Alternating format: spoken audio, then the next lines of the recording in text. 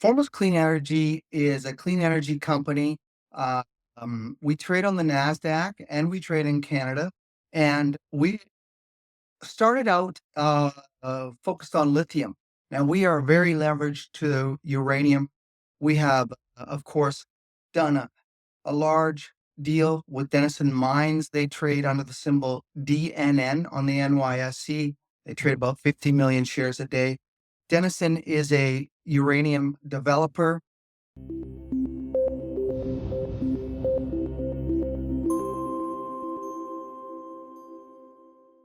Jason Barnard, Foremost Clean Energy. Good morning to you. How are you, my friend? I'm good, Andy. Nice to meet you. Nice to talk to you. It's really good to talk to you. Interesting to know, just anecdotal, but in my own fund that I started about a couple of days ago, we began to migrate. We were very heavy gold and gold stocks, silver stocks, because it's ripping. So we started to de-risk out, and now we're looking for some really uh, interesting plays in energy, specifically with uranium. And the reason is uranium is out of favor right now. I don't know why, but it's good for me as an investor. And so I like to go where a lot of people aren't looking. So you came up on that list of companies I wanted more information about. And so that's why we're having this conversation. Tell Well, me, that's great. yeah, give me the 30,000 foot view of Foremost Energy, the project and the company. Thanks, Andy. Foremost Clean Energy is a clean energy company. Uh, we trade on the NASDAQ and we trade in Canada. And we started out focused on lithium. Now we are very leveraged to uranium. We have, of course, done a large deal with Denison Mines. They trade under the symbol DNN on the NYSE. They trade about 50 million shares a day. Denison is a uranium developer.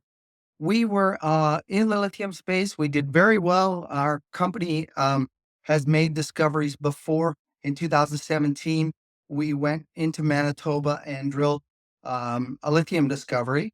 So, lithium also in clean energy. And we did very well. The company went to $100 million market cap, and we drilled off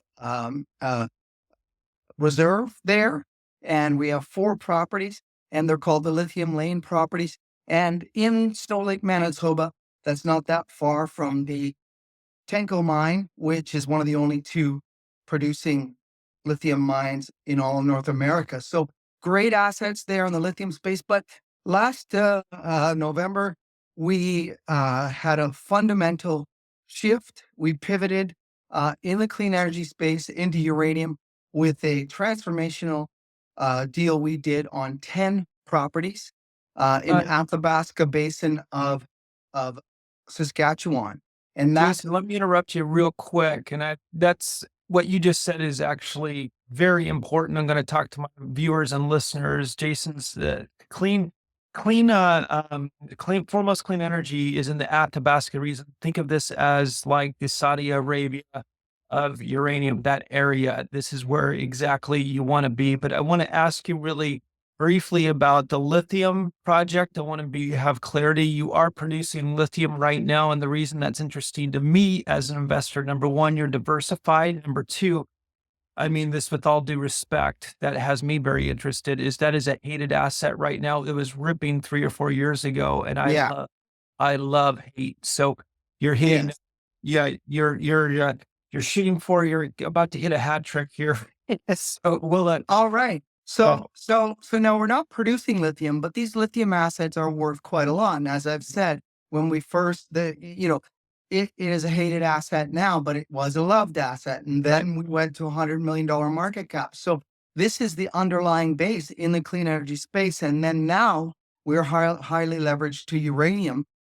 We did a deal with a just shy of $2 billion uranium developer that is now focusing on their Phoenix deposit in the Athabasca Basin, known as the Saudi Arabia of uranium, as you said, and with 10 properties. So we did a big deal.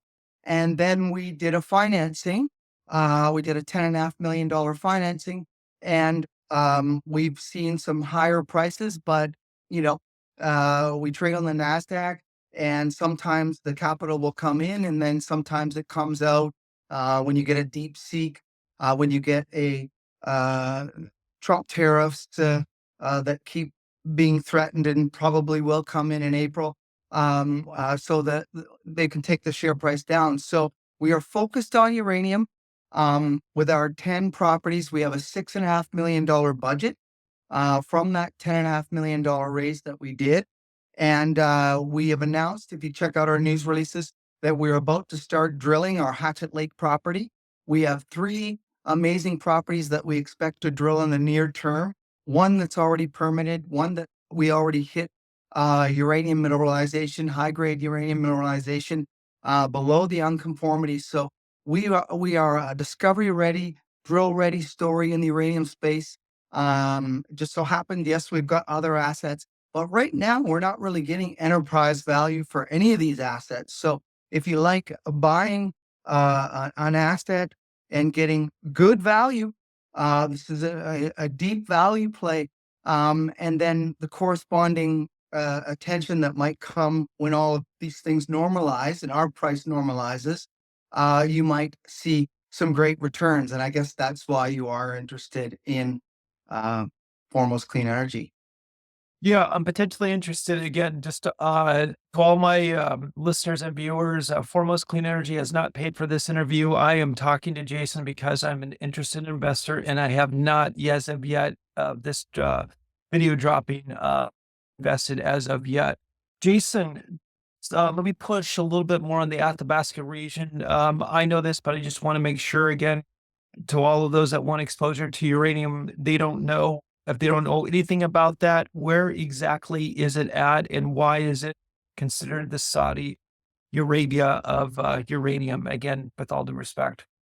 Yes, the Athabasca Basin has a long history of uranium mining production. This is the home of the Scar Lake mine, your largest uranium mine in the world, that is owned by Cameco.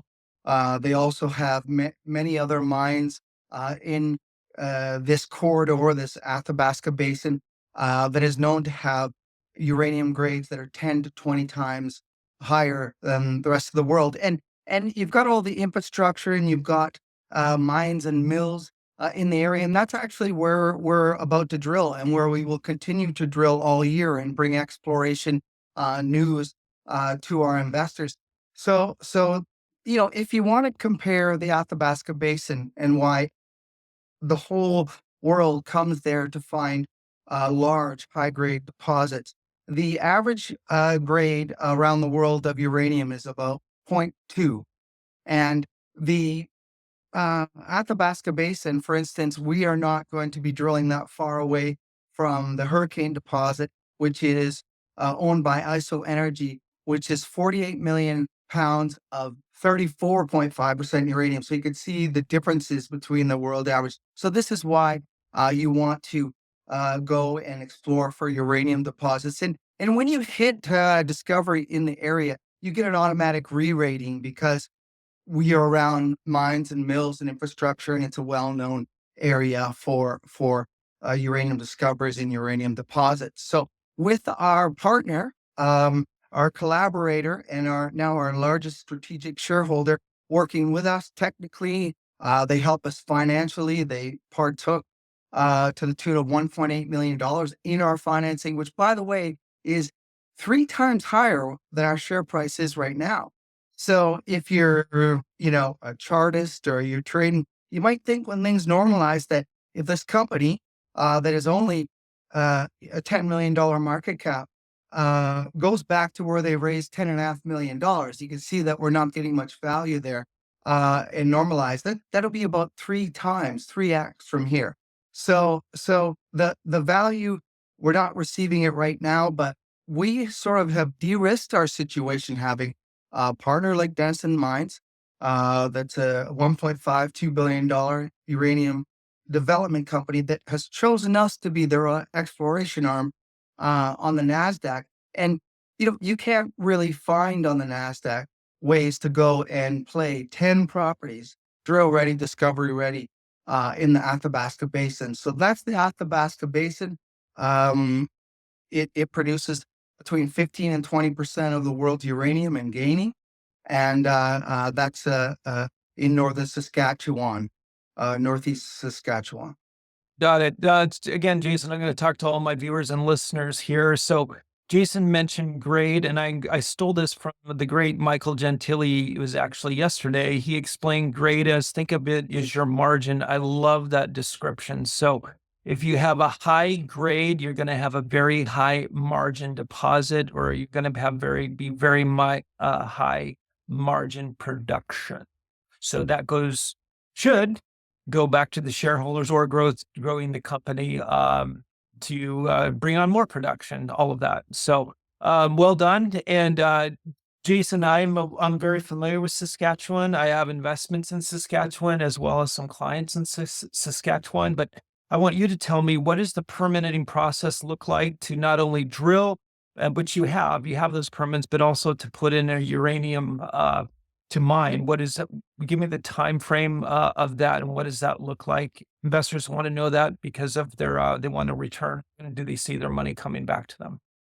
Yes. So a company like Foremost Clean Energy, we have we're probably if we hit it, in my mind, when we hit discovery, um, that's where you'll see movement a lot higher in the share price, big market cap. But we have a partner, Denison Mines, who is the actual developer. Now, Denison Mines is due in a couple of years to be well into production. They use the ISR method. So this is new to Canada. And they use it in Kazakhstan, but it's sending fluid into the ground down where the uranium is, taking fluid back up and turning it into the uranium, the yellow cake at the surface. So this is a lower capex. Um, Much lower than doing an open pit mine or an underground mine. So this is interesting to Foremost Clean Energy because I do think it lends itself to a situation where in the future we could be a producer. But for an exploration company like us, we would probably look to get bought out at a much higher level and let our partner, an actual uranium developer that has mines that they've drilled off that is in their pipeline. So what Dennis is trying to do is have us supply discoveries and deposits that will be in their pipeline to go into production. But these things do take years and years and years to do. So from discovery to actual producing, where you see revenues from the mine, it could take up to 10 years. Maybe you can do it in 5 years with the ISR technology, but that's usually the time horizon it takes to get to revenues. A company like ours is going to stick to um, finding the discovery, drilling off a deposit, and look to get bought out by our own strategic partner and owner of 20% of our company, Denison, or someone else.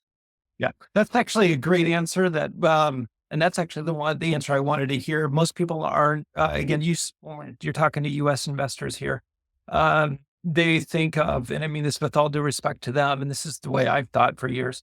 Is okay. I'm talking to Jason here. When are you going into production? I want to know this and this and this and this. And there are different kinds of mines or mining companies, if you would. There's the exploration. That's what Jason is, and Foremost Clean Energy. Then, as you said, Jason, there's the developers, and then there's the producers, and then there's the very big producers. So I think the best picture I could paint to all of my viewers and listeners, if those who are familiar with this Lassonde curve, it goes like this, and then like this. Foremost Clean Energy is right here on the Lassonde curve. So what you really want to do is buy companies.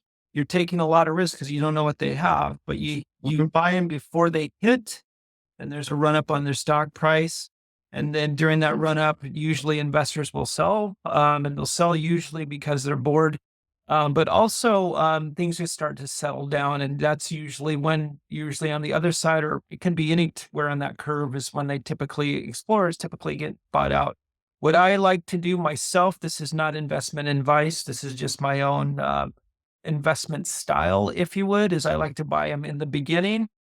I like to buy them in the end, or I buy very deep value, deep that I see deep value in the middle. So, um, Right. Jason, comment real quickly on your share structure. What percentage is owned by insiders? How many shares outstanding, fully diluted? Where are the warrants at? And where are the options written at? Um, we have 10 million shares out. Uh, 10 15 million million. shares out. Fin- That is really tight. There's Wow. not a lot. There's not a lot. Yeah, And that's fantastic. and there's about 5 million warrants, so 15 million fully diluted. Those warrants are at 4 times the share price right now. They're at